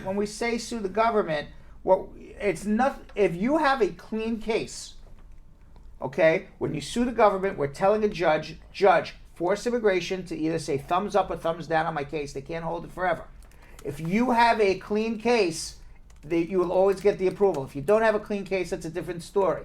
But you know what I mean by clean case. Yes, Jonathan, what's so funny?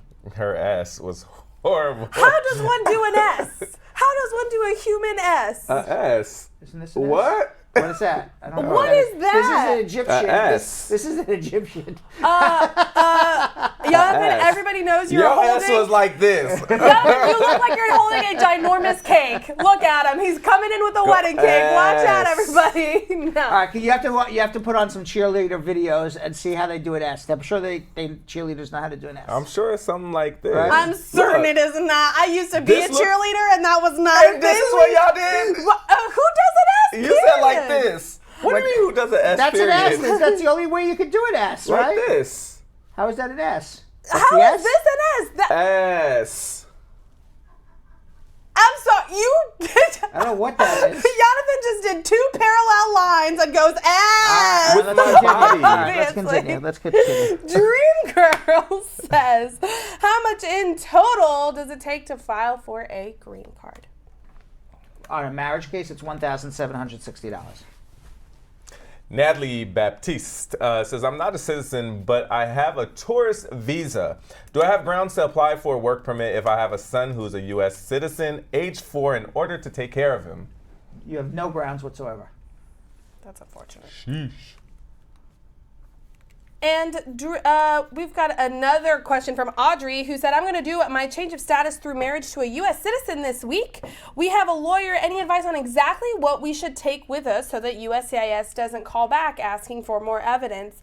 As my question that I would also like you to answer is, why is Audrey asking a question on a YouTube show when she has an attorney who hypothetically would a good attorney give you a list of the things that you would need? Absolutely. That would be my first question, Brad. Correct. On behalf of Audrey. Correct. But also Audrey's question. You need proof that you live together. So what proof do you have that you live in the same household? Mail address to the both of you, pictures of you together with friends and family. And you need proof that you have a financial relationship. What's your financial relationship? Bank statements together, tax returns together, insurance, credit cards. By the way, some of those also indicate that you live together because it shows the same address. So, but those are the 2 things. Think about, what do I need to prove that I live with him or her? And what do I need to show that I have a financial relationship, that we're in it together? That's what you need to prove. All right, another one from Natalie says, can someone who just received his green card apply for status for his mother? No, you have to be a citizen. I've got another question from Fatima, who said, I had my asylum interview in November of 2017. Till now, I have not heard from them, and my lawyer has sent them multiple emails with no response. What can I do? What was the application? Asylum. And they went for an interview? In November 2017. November 2017. Yeah. Well, first thing to do is let's make sure that you have a good asylum claim. Almost always, your asylum claim is going to be denied at the immigration office, referred to a judge, and you got to deal with it before a judge. So let's check out your asylum claim before we start, going crazy to get you before an immigration judge. All right, Tavane Palmer says, what's the status for the H-2B program for this year? Will they issue additional visa after the cap is met? No, they will not.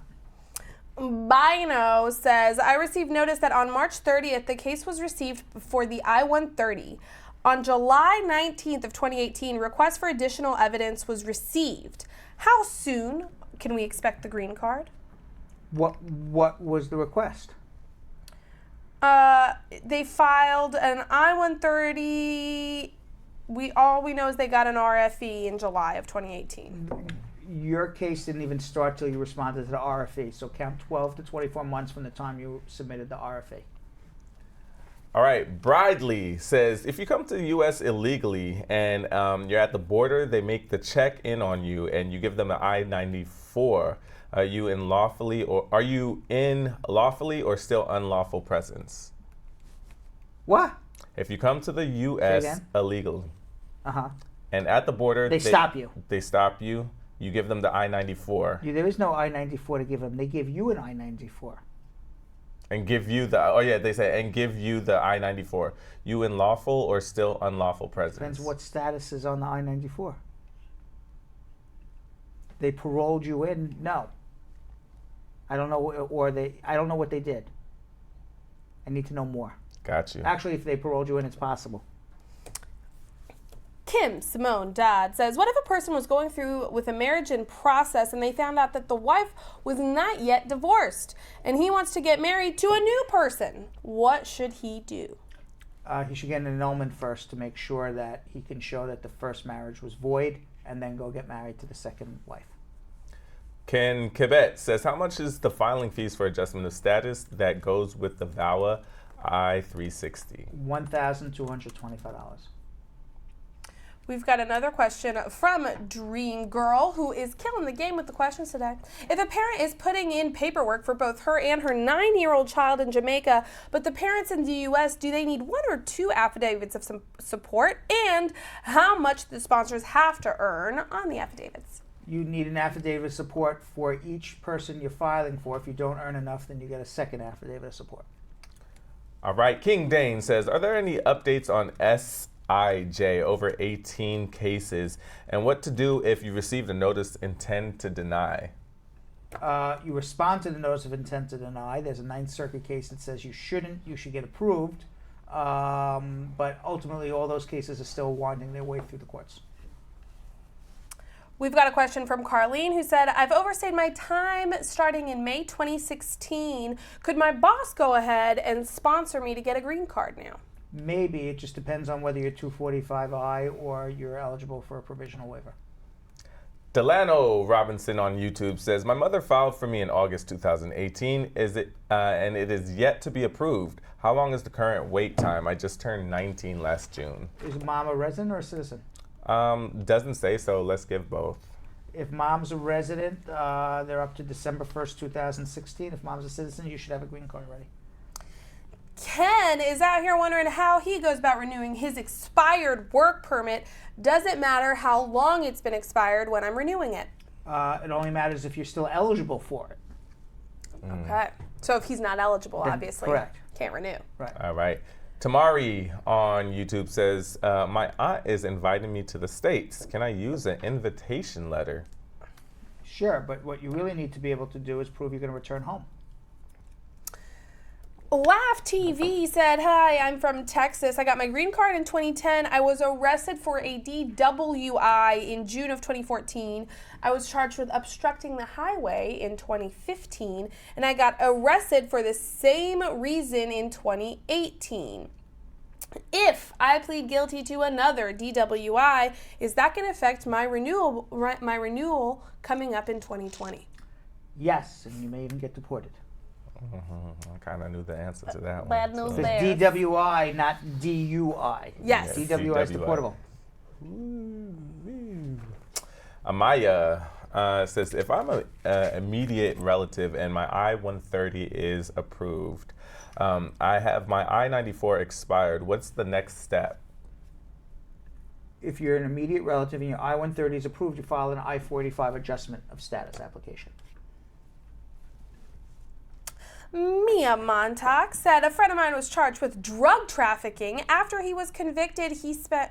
What? Oh, nothing. Just Oh, okay. I was like, don't look at me like that. I was convicted with drug trafficking. After spending a couple of years, he was put in deportation, and then the case was reopened, and the 2 felony charges were dropped to misdemeanors.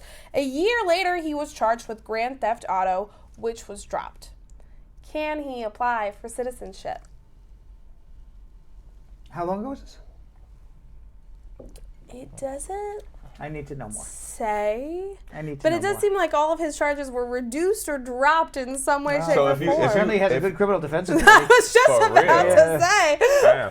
So if you have a drug charge and it goes down to a misdemeanor, you can still apply for citizenship? Well, he wasn't found guilty of drugs. Not for a misdemeanor, right? But if it's a misdemeanor, it is It's a guilty, isn't it? I don't know what he was found guilty of. It said drug trafficking. There's no drug trafficking misdemeanor. So he was... There's possession, simple possession, but there's Right. no drug trafficking misdemeanor. Like, he was charged and convicted simple of drug trafficking and simple afterwards. possession of drugs is a deportable offense. Now, there's certain simple possessions in New York State that are no longer, because it depends on how you read the statute. Simple possession of marijuana less than 30 grams is not deportable. Drug trafficking, sale of drugs, absolutely. Absolutely. I don't know what he was found guilty of. All right, Joel Clark on YouTube says, if in the process of removing the condition on my green card, will I still be able to travel? Yes. Nico Suave said, what happens when you file a joint I-751, but you and your partner separate during the process? Then you have to get a divorce and continue on your own. Okay, Oluwarotimi. Can I file for citizenship if you have a traffic ticket and you paid it? Yes. Progressive Tio said, my friend did an I-130 interview 8 months ago and didn't get a response. How can you help? Mandamus. Mandamus. Correct. I ain't doing the S no more. No, we're not. I was going to ask you to cheer. Right. Don't even.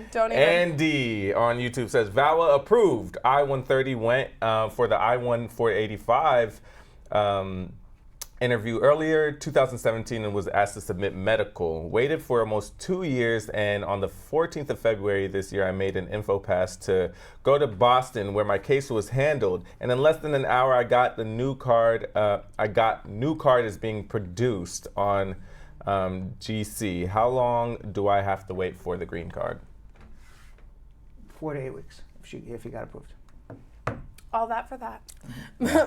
Mukhtar Darami said, if someone comes in the U.S. with a K-1 visa and gets married within the 90 days and files but then gets denied, do they qualify to adjust their status through VAWA if they have a case? Yes. All right. King Dane. I think I already asked one of those. Exo Cavella. If someone is traveling on a visa, can they still travel if they're filing for a green card? No. If I understand this properly, if you did an adjustment, you can't travel on a visa. If you're out of the country and somebody applied for an immigrant petition for you, you can travel on a visitor's visa, but be wary because they may say that you have an intent to live here permanently and you could have a problem at the airport. Fatima says, could I apply for my traveling document if I haven't heard back a decision on my asylum yet? There's no travel document for asylum. You're going to go back and travel back to the country where you came from, where you claimed for asylum. You would just basically show that there's no asylum if you're going back. What if you just wanted to go on vacation? Like to go to the Caribbean or something? Right, like if I feel like no, if you're you can't get it. No, not until you're approved. Damn. I feel like asylees need vacations more than most. Gail, what documents do you need to prove that your marriage is real? Documents that you live together. Bills addressed to the both of you. Pictures together with friends and family. Tax returns to show that you have a financial relationship. Bank statements to show you have a financial relationship. Credit card bills to show you have a financial relationship. Anything to show you have a financial relationship. Anything to show you live together. Rosemarie is wondering, how long does an annulment actually take to come through? Depends what county in America you're filing it. There's some counties that it's 2 weeks and some counties that it's over a year.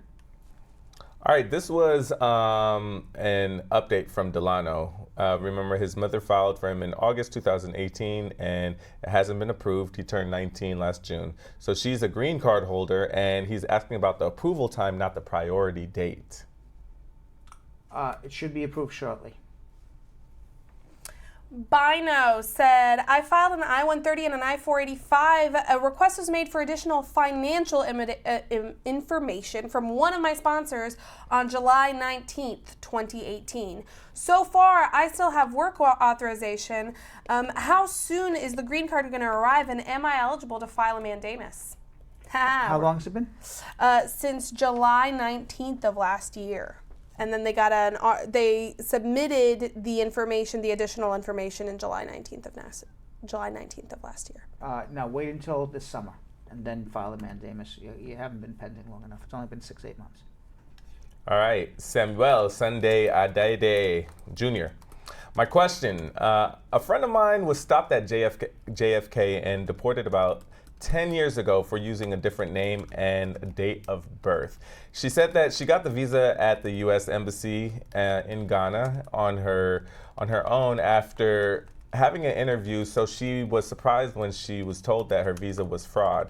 Now she wants to know, how can she get back to the USA since a man she's dating lives here in the U.S.? Can a waiver help her get a visa? Yes, and nobody buys that. She got it at the U.S. Embassy, and she thought it was real, and it was fraud at the airport. What? The U.S. Embassy wouldn't give you a fraudulent document. Right. So you would need to file a fraud waiver. Your man would have to go to wherever you are in the world, get married, come back, file for you, and then file a fraud waiver. Now, maybe she didn't know it was not real, because sometimes there's agencies that apply for visas for you, and then come back and hand you the passport with a visa in it, and you didn't go to the embassy, and now it's a fake visa in there when you thought it was real. That's a different story. But if you go to the embassy, you can't say I went to the embassy and the embassy gave me a fake visa. Nobody's buying that one.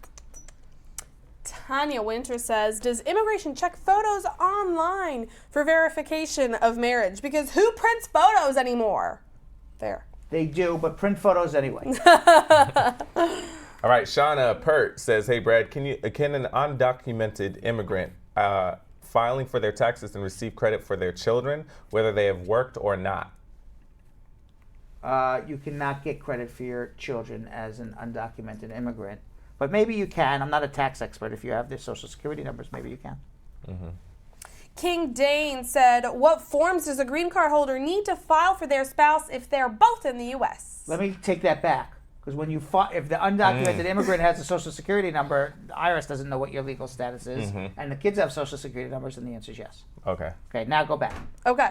King Dane said, what forms does a green card holder need to file for their spouse if they're both in the U.S.? I-130. All right, Pat Joe says, hey, Brad and crew, my green card was expired. I was stopped about 3 weeks ago for about 5 traffic violations. Would that prevent me from renewing my green card or becoming a citizen? As long as they were traffic violations and not criminal citations, it's not a problem. That's all we got. That's it. Well, you know, last week, Mr. Fashion played over there, Jonathan Yo-Yo Elias, in your fancy, fashionable jacket. Who, me? Yes, you. Mr. Fashion played over there himself. Thank you. I happen to know a little bit about fashion, too. Oh, yeah? Yeah. And as a matter of fact... School your boy. And as a matter of fact, I'll prove it. All right. I was invited to Fashion Week last week. Woo. I was. Did you walk? I did not. I walked right into the fashion show. I did, but I was not part of it. You didn't walk it? I walked in, I sat down, and I watched. I want to see Brad's model walk. Right? Like, I want to see him throw a blazer over his shoulder coyly. I'm still waiting for me to come up with the S. Okay? Now, I had the opportunity to meet with, I can't even pronounce this properly, haute couture designer Odalys Marino. Oh, okay. Did I pronounce it? Yeah. Haute couture? Are you saying haute couture? Haute couture. Haute couture. Haute couture. I'm not that fancy. Oh, yes, please. I love it. I love it when the men who don't speak French teach each other how to say haute couture. How do you say it? Haute couture. If you want to Americanize it, it's haute couture. Haute couture. Haute couture. That's what I just said. Yeah, let's go with that. Haute couture. Haute couture.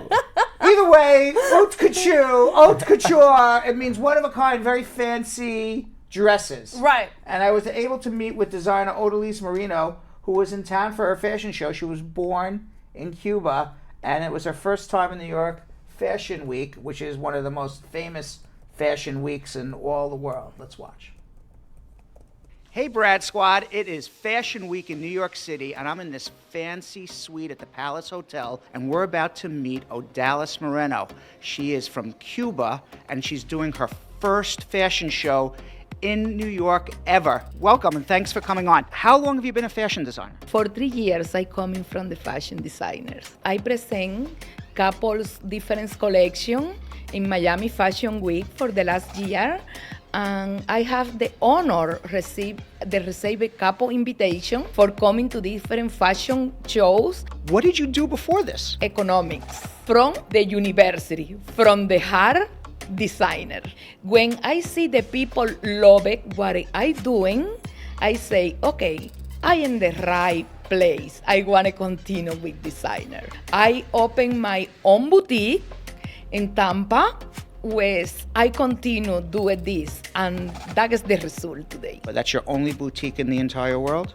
Yes, I only have one boutique, Norris Boutique, because it's my mother name. She's my inspiration. You used your economics background to actually open up a business and know how to run a business, and you're using all your abilities that you learned as a child in Cuba in sewing and fashion, and you've put this all together. I wanted other business, different completely about numbers, now about making the lady more beautiful, more elegant. Were you ever scared you were not going to be successful, or were you always 100% positive that in 3 years you would make it to New York Fashion Week? Sometimes you feel a little scared, but honestly, I'm very positive person. When you put it your heart in what you doing, you know you go successful. I coming from Cuba, immigrant to this country. I don't have a penny in my package. I have twins, each of my son in my hand. Working hard, giving college for my 2 sons, single mother. When you put it your heart and then you do it, believe me, you know. You talked about immigrating from Cuba. How old were you when you came here? When I come in this country, I have a 36-year-old. Everyone refugee from Cuba because honestly, I wanted my sons grow out, be freedom. That is the only you thinking in this moment. Go looking for freedom, looking for better life, looking for something good for your sons. It's the really I come in this country. You came here at 36. Tell me about what your life was like. You talk about freedoms. My life in Cuba, I love it. I have the opportunity to grow up with very good parents, very good family. When coming bigger, the life change. Because in Cuba, you don't have freedom for nothing. You have to say what the government wants, you do it. Let's talk about your children's success. Did your dreams of your children having an opportunity come true? One of my children is the general manager for Toyota in Tampa, and the other have the own business medical equipment cutting edge. My dreaming coming true through my sons. What did you do when you came to America? The Catholic Church helped me with my sons for the 3 months. I have 3 different jobs. Working in the morning in the medical office for part-time accounting. In the afternoon, I working in the beauty salon. Sometime in the nights, I cleaning. And my son is student and working. Tell me what's involved in getting invited to New York Fashion Week. The regular process for any designer is putting application and putting a lot of money out the package. That is not my case. Have the guys from the New York Fashion Week. He go to Florida Fashion Week. He see me one night. He invited me. He say that I want to see you in the next New York Fashion Week. I have invitation for London Fashion Week, for Milan in June. I have invitation in March to Bahama. I have too many invitation. Everything that I do it, I like to do it step to step. And you're an overnight success. Really, in the fashion world, this doesn't really happen in 3 years. How does it feel to you? I feel very nervous. It's unbelievable. Tell us about these individual pieces that we're going to be seeing. I have my inspiration from my vacations in Greece. When I visited Acropolis, my mind fly. Each dress, I have the inspiration in different goddesses. I buy the crowns, they use the Greece lady. The hairpiece is from Greece. I buy a lot material, 100% silk, 100% cotton, a lot chantilly. I have the ladies from the academia help me sew. In this collection, the predominant color is white and gold. The collection is Olympus, Greek collection. But in general, I feel for elegant dress. I make leggings too, because I don't want a discrimination any lady. I want each lady feel a queen. Do you design for men as well? I design for men's casual, elegant shorts for Florida and blazers. I design for everyone. Obviously, the high couture is very expensive. What price points are we looking at for different items? This dress no have a price. The dresses for high couture, sometimes one dress 3 months, one lady sew it, pitch a hand. But in my store, the regular price started in $45 and depend the price. What are your expectations of what's going to happen with your career, your store, your fashion label after today? I expect something very successful. I'm very sure each lady pick one. Each lady saw the collection say, that is me. That dress is for me.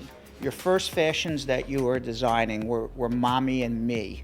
Tell us a little bit about that. Mommy and Me started for my mother. I make the same dress, the same, for the mother and the little. From the lady 1 year old to 12 years old. These look fabulous. Everybody go to the store, crazy requests for these dresses. People love my collection. So I understand you did a fashion show in Miami that you were inspired by something other than architecture. You were inspired by something else beautiful, old masters in art. When I visited France, Italy, I have an inspiration in big masterpiece. I have one collection, the name is Art and Fashion. That collection is haute couture. The masterpiece painting I'm put in the dress. So you could have been wearing the Mona Lisa, for example. I have it. Oh, you do? Yes, it's big. It's the Mona Lisa dress and have a other black dress with the Mona Lisa cape. I have the honor. The clothes, the fashion week with this collection. You just mentioned to me that this is one of your creations that you're wearing right here. Wow, it looks beautiful. This fancy jacket. Everybody they say, oh my God, I want this designer, I want you to make it for me. This have a big history. My mother, with a large currency for materials in Cuba for creating my clothing, she used the potato, the bag for potatoes. When I go to Cuba, I bring the potato bag from Cuba. I use in my jacket. Potato, but this is still 100%. Right, and then you have the love. Okay.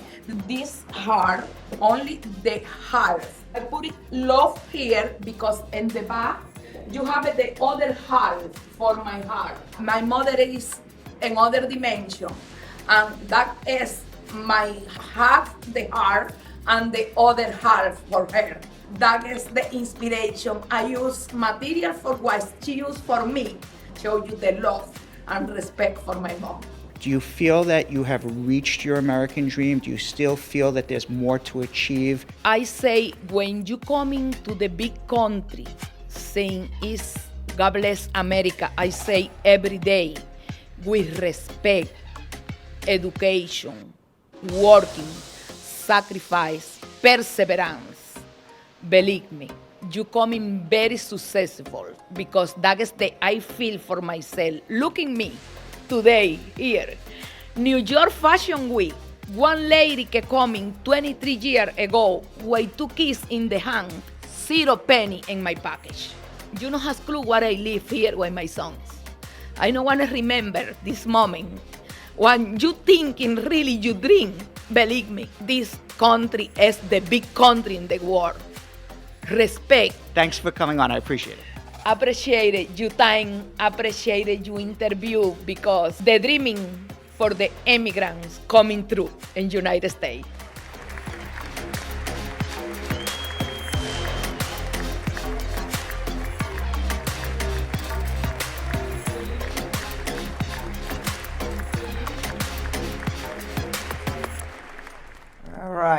All right. That was nice. That was nice. All right. Belgium Kim, Jonathan Yo-Yo Elias, comments of the day.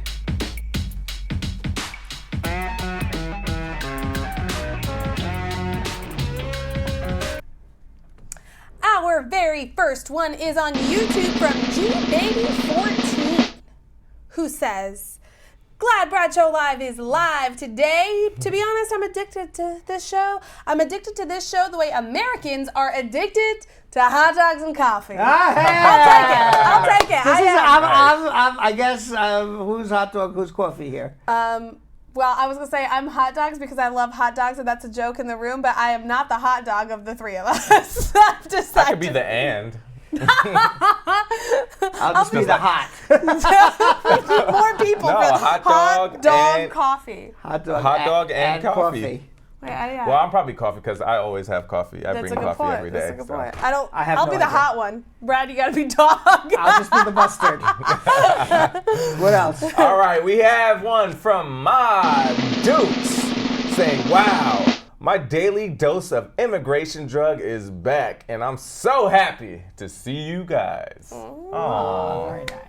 Guys. Very nice. Mm-hmm. David Gabriel was back in the comments today, and he said, "This is the one and only show. According to MC Hammer, they can't touch this." Nice. Can't touch this. That's right. I like That's it. right. Hopefully we don't go I'm the bankrupt. only one still Hopefully we don't dancing. go backrupt like this. Yeah. Right. Yeah, that wouldn't be good. That would be bad. All right. Our third one is from Copper Clan saying, hey guys, you're the best immigration team in the U.S. I like that. All right. I like that. Yes.